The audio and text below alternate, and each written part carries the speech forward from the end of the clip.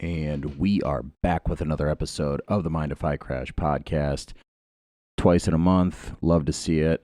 First things first, guys, we do have Mind If I Crash hoodies. They're now available. There's an entire drop. You got the OG logo on hoodies and t-shirts. T-shirts starting as low as $25 for the OG hoodie, or for the OG logo. You guys have the Miami Nights color wave, the navy and white color wave. You guys got options. So if you guys want to get them, you can still get them before Christmas if you place the order. Super stoked to get them, though. Super stoked to give them to you guys. It's nice to finally have it available. I know last episode I told you guys Travis was going to help me. As he was helping me, something in my mind was just like, you should check and see if your store got approved. And luckily I used my LLC to apply, and somehow, some miracle, it accepted it. So the store is officially Mind If I Crash and really just ran by me. So if you guys have any requests, whether it be a color wave or a new item, reach out to me. Let me know. Some people have already gotten their stuff. I love seeing that. Love seeing pictures. People got their stuff before I did. I'm still waiting. So love it. Love all the support. Thank you guys so much. Tons I want to talk about today, though, outside of what we normally discuss. And so I hope that we can kind of go through this all together. The first thing, major news. If you guys know me personally, you know that I absolutely love GTA. And finally, after so many years, the GTA 6 trailer has released. When I tell you, my girlfriend was asleep, and I almost woke her up in the middle of the night to be like, they released it early. I was so excited, it was not even funny. So, some initial thoughts. One, the leaks were true, which, credit to that dude for finding a way to hack in and get those original Rockstar leaks. So there are two characters, which I'm cool with. It looks like this is going to be the first time that the first time ever that their lead character is a girl. I can't recall any time that they even gave you the option to play as a woman in GTA. So I think that's pretty cool. The first trailer really focused on her. They did have the other lead kind of make a few appearances in it. It looks like there's some sort of love or, lovers relationship going on between them, some Bonnie and Clyde type shit. So that looks really interesting. I'm excited to see where that goes. The city, though, let's talk about Vice City, how beautiful it looks. They did not skip a beat. They captured everything that is Florida and everything that is the Florida man. From the wild clips of the mugshots and their social media that were based on real stories. I love seeing all of that. It shows that they really aren't shying away from what makes GTA so great. And in a very sensitive world, they're still staying true to what they've always done, which is very edgy material, everything from the missions to the fucking commercials on the radio when you're driving in the car is all over the top and pretty extreme. So I'm really excited to see where that happened, because I know when Red Dead 2 had released those years back, they had asked the president of Rockstar what we could expect with GTA 6. And his answer at that time, which is super discouraging for me, was, in today's world, with how sensitive everyone is, I don't really think that we could make the game take place modern day. And the fact that it is, and it's going to be modern day, Vice City or Miami, is awesome. It shows that they were willing to go up against, the people that are likely going to be hating on it, the cancel culture type people, and still go forward with their plans to bring one of not one of the most successful video game series of all time. GTA 5 does stupid numbers every year since its release, and is I don't know if there's ever been a year where it wasn't the top selling video game. So just imagine, Some things that I really am anticipating they do in GTA 6, though, uh, roleplay servers.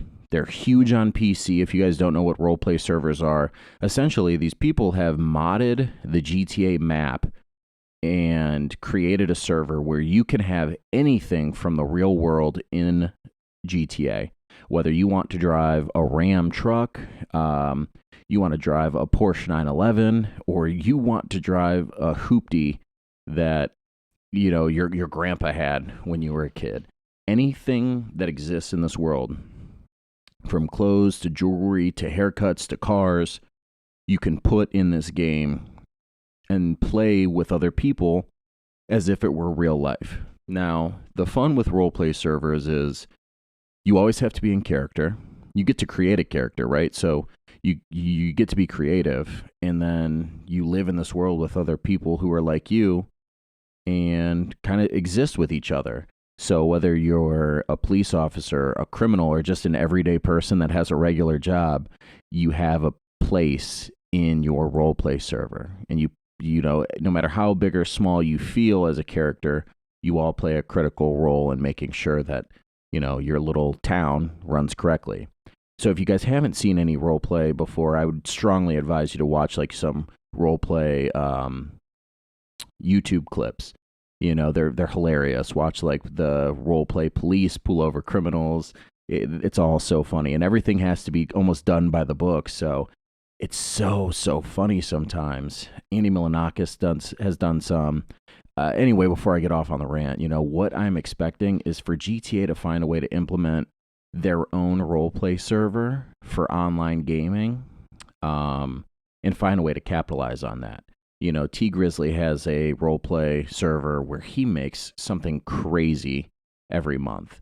He makes everyone that joins pay a pretty substantial fee to get in, or monthly fee. I'm not sure which one. And ultimately, it's because he knows that it's going to bring eyes on you.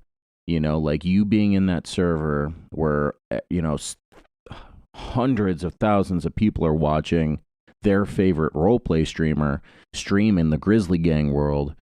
The chances of you now being able to catch fans your own, he's going to charge a fee. So I don't think Rockstar is going to leave that money on the table with this game. I would like to see if they make it available on console. It's been the hardest thing for, roleplay type worlds to exist in is on Xbox and PlayStation, because you can't really mod out games that way. So there's a lot of things that, PC has an advantage on, but, overall, I was so relieved to just make it.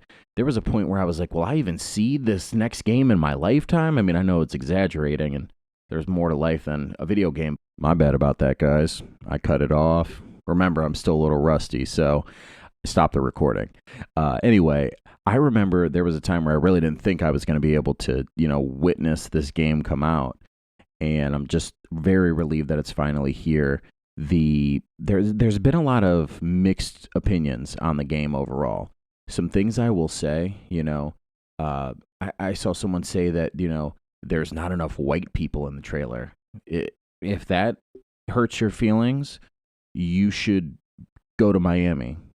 And I promise you, you will understand that they are capturing the diversity that is in that beautiful city. So you can be upset, but fuck your feelings. Sorry. It's going to be okay. It's a video game.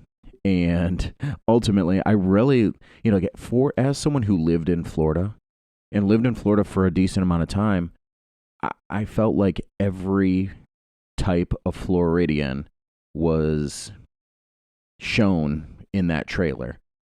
All the different communities, at least from my point of view, was touched on. And that means everyone's included. And I think that's amazing. It's going to be awesome. It's going to be really cool. I think that if they have the same wildlife approach that they did in Red Dead, the Everglades is going to be insane. I think that the wildlife in Florida will look awesome, will make the game even more fun when you're out roaming. I'm really excited to learn more about the storyline. So guys, let me know down below. Are you planning on purchasing GTA on release day? What you're purchasing it on, whether it's PlayStation, Xbox, or PC. There are some rumors that it might be available on the next generation by that time. I don't believe that, though, right? There's no hard evidence saying that that's true. I'll be playing it on PlayStation for sure. And yeah, let me know, guys. Let me know your thoughts too. Did you enjoy the trailer? I'm I'm so ride or die Rockstar that like I would have loved it no matter what it was. So I'm curious to see what everyone else thinks. You know, maybe people with a more unbiased opinion. But yeah, guys, moving on. I did drop a little gem on you in there. I got a girlfriend.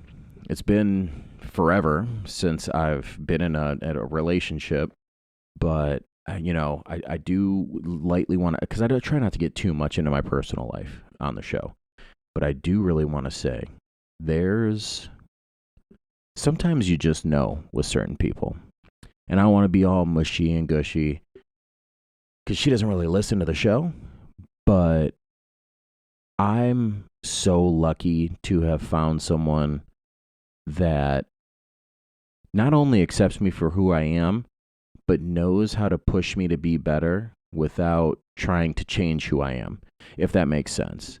This is someone who I've known for a really long time, who I've adored for ever since the day I met her.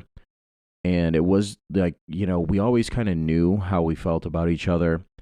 It just wasn't the right time, and things just fall in line right when you need them to, when someone's meant for you and when something is meant to happen. And I've almost felt like I've lived my life kind of on reserve, hoping that it would work out.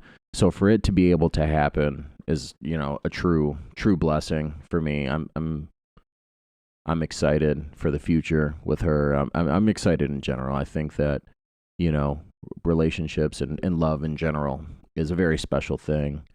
And I don't know, your boy's simping.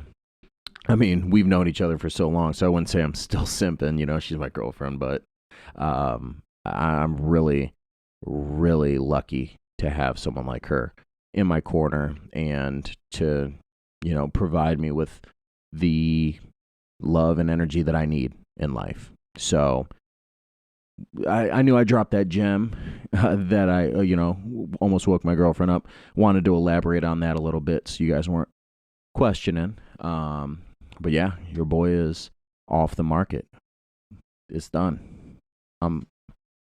Got the, I don't even know what I'm trying to say. I'm fried right now. Throw away the key. That's what I was trying to say. Moving on, I do got some notes here. Let's see. Speaking about dating, though, I did want to talk about dating culture, right? Dating culture has changed so much, I feel like, in the last 5 to 10 years. The expectations that the opposing sex has for the other, I feel like is much different than what it was when I was, a teenager. As far as the way I observe it, and I partially feel like men's expectations is incredibly tough. I wouldn't even say it's high. They're not high expectations. They're tough and almost cruel expectations for the most part, that make it impossible for women to even want to date you. But also it makes it impossible for you to find someone who really, at the end of the day, could even love you, because you disqualify people for all these reasons that aren't even your own beliefs. You've just been told by some jackass on a YouTube channel, or however you gain this this thought, but you gain these ways of thinking, and then you apply them into your life, and it ultimately derails your dating life because it's not realistic. And I know I kind of went after Red Pill Media for their approach on women, Fresh and Fit in particular, But I stand by what I said. I've had some people reach out and say, hey, you be careful what you say. You need to do your homework. Nah, I'm good. I mean, trust me, I do my homework. I don't just openly shit talk people for any reason. But I will just ultimately say, like, if you're dating and you're trying to find, you're dating to be serious and actually try to find a life partner, to ask someone ridiculous questions and to let your ego get in the way to the point where you need to, you know, ask if you're going to be able to, have your future wife do what you say, make you sandwiches, and must keep a low body count, preferably a body count of 0. It's insane. It's insanity. It's a crazy way to think, because I know you guys, right? You guys don't have shit to offer. So who are you to decide what she needs to be? You're going to ultimately end up alone if you keep on, believing this shit. But I do think it's also kind of important to address the insanity of that way of thinking, so that people don't,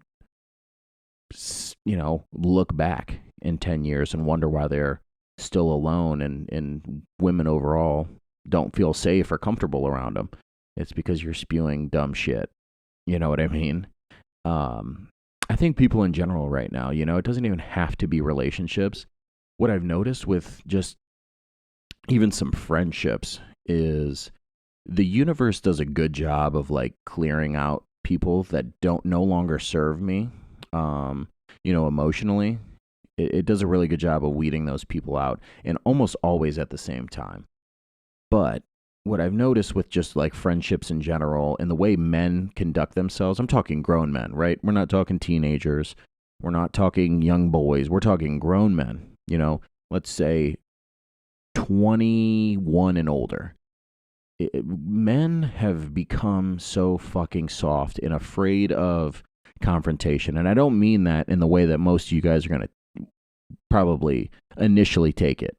I don't mean like, be a man, let's throw hands. I mean that you guys are so unable to communicate and use your words and express your emotions that you will let things bottle up inside, explode on someone sometimes over shit that doesn't even fucking make sense. And then because your ego tells you you can't admit to being wrong, you have to now stick to your guns and you look like a jackass or you look crazy. I've never had an issue with going right to the source, right? If I hear someone has an issue, or, I know the energy's off, I usually go up and I try to handle it. Ultimately, though, I do think it's important for us as men I'm not saying we all have to be emotional, but I am saying we have to learn how to communicate. Because it's ridiculous. I found myself in this never-ending cycle of like, grown-ass men being butthurt, but not being able to admit they're butthurt. Not being able to admit that they're upset with something I had done to them, or they thought I had done to them. It's ridiculous. However, I'm not saying this to be cocky, but ultimately I'm pretty aware of the things I do. I do most things with intention. So if you thought that I had done something to make you look bad intentionally, I'm here to tell you it's not in my character to do that. I'm pretty clear on when I'm coming after someone. Example, Fresh and Fit. I said it for what it was, and I was very clear. I'm hating on you guys right now. But ultimately, like, I can't keep doing the runaround with grown men. I've got too many other things going on. I'm a father. I've got a girlfriend. I've got a career. I do not have time to make sure that your fucking feelings aren't hurt over some shit that you're just in your head thinking about, laying up at night, losing sleep. I promise you guys, I am not losing sleep over the opinion of another man. So you guys should not let that shit bother you. And it's not just me. I see it with people all the fucking time. Upset with someone, don't have the balls to say it to them, so they let it bottle up, and then inevitably they explode or they talk shit behind their back, and it gets back to that person, And it's bad for everyone then, right? Because now there's bad blood. There's real bad blood on both sides. I hope that ultimately, if you have an issue with someone, you find, unless it's someone you don't know like that, right? Unless someone's super hating on you and you don't know them like that, and it doesn't make sense to even address it, I feel like if you know this person and have even an ounce of respect for them, or believe that they should have at least an ounce of respect for you, you should handle the conversation. You should have the conversation and then handle it like adults, right? Discuss how their actions have made you feel, why they're making you feel that way, and what they can do if they plan to make the situation better. And ultimately, guys, before we end this episode, I really just want to drive home the point that it is the Christmas holiday. It's the Christmas season. It's a time that we should evaluate all the people and the moments that we hold dear from this year. I really do love this time of year, right? A lot of people say, New Year's, you got New Year's resolutions, ways to improve. Absolutely, I think you should do it 100%. But I also think that you should cherish the good times and the good memories. We've been so caught up lately of just like focusing on negative and the things that are bad in the world and in life. Let's take a moment, slow it down, realize everything's going to be okay in life. Everything's going to be all right, and find reasons to be grateful. Ultimately, I really am happy to be back doing this show. I've missed it. I've enjoyed it.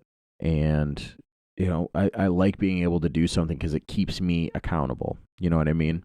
I have been in talks with a few of my creator buddies. What I really think the next step is for Mind If I Crash, right? Not even Mind If I Crash, more so, the media route that I've been so attached to since starting this channel, in the videography. I've got a buddy that went to film school. I've got a buddy who's a professional photographer and does, media marketing. And then I've got another buddy who is raw talent. Like, speaking of raw talent, the best and most gifted person I've ever seen behind a camera and knows what to do, whether he's shooting on an iPhone or he's shooting on a fucking Sony A7. It doesn't matter. The man is gifted. Ultimately, what I would like to do is be able to provide, a media group that can come to whether their weddings or their, events in Cleveland, hip-hop events, shows, comedy shows, anything. And you want to capture a moment, or, capture a moment in time for what it is, or capture a vibe. We would like to be able to provide that for people. So that is something that I am setting for my goals moving into 2024. I would love by, this time next year to have a decent sized portfolio of some things that we've been able to create for people. And that's ultimately something that I am really looking forward to doing. I do think that these guys are very talented. I would be the, quote unquote weakest link there, I'd be learning from them, but it would be an honor, to be with such creative minds and learn and be able to make something beautiful at the end of the day. So, looking forward to that. If you guys have anything, at least when we first start, we're going to be doing a lot of work for free. So, if you have work events or you're an artist and you want people to come and do some videography work, let us know, DM me, reach out. I think we're going to wrap up the show here, though. Before we go, guys, I'm telling you, merch as low as $25 for a t-shirt. You can't beat it. Quick turnaround times as far as clothes. I think it took someone like 4 days and they got their stuff. So it's all through Amazon. You're able to go to the link in the description or on any of my social media sites. If you click on it, it'll take you to at least one item. And then from there, you can click like shop brand and it'll take you to everything that we have available. All the colorways, all of the shirts, hoodies, crew necks, long sleeves, whatever you want, you can buy it. I would love to see people wearing it. It's not so much about, a profit. I'm not, it's a print on demand, so I don't really make anything from it, but it's more so just, it's cool that I can have people wearing it. And I've really just feel so blessed for the people that have bought merch already. It means so much to me. You guys have no idea. When I started this show in 2020, I had no idea. Honestly, let's take it even a step further back. When I sat down at a round table full of some of my greatest friends and created a podcast called The Family Podcast, I never knew it would lead to this, and never knew it would take me down this rabbit hole and of creating something so often, between Mind If I Crash, The Family Podcast, and Two Junkies in a Juice Box. There's tons of content that I've been able to put out into the world. And ultimately, if something ever were to happen to me, right, I'm not implying that it would or that I want it to, but I would have hours and hours of conversation out there that, my family could listen to understand who I was and how I looked at the world, especially my daughter, so it really is a beautiful thing. And I love that you guys are on this journey with me. It means more to me than you guys will ever know. I do think I'm going to do a little bit of vlogging for the YouTube channel. So if you guys aren't subscribed to the Mind If I Crash YouTube channel, make sure you do that. Mind If I Crash, it's the name of it. Because me and Mia are going to be going on a trip here soon, and we're going to Florida, which I'm really excited for. And it's going to be an awesome trip. So I want to vlog that. Let me know if you guys want to see anything like that moving forward.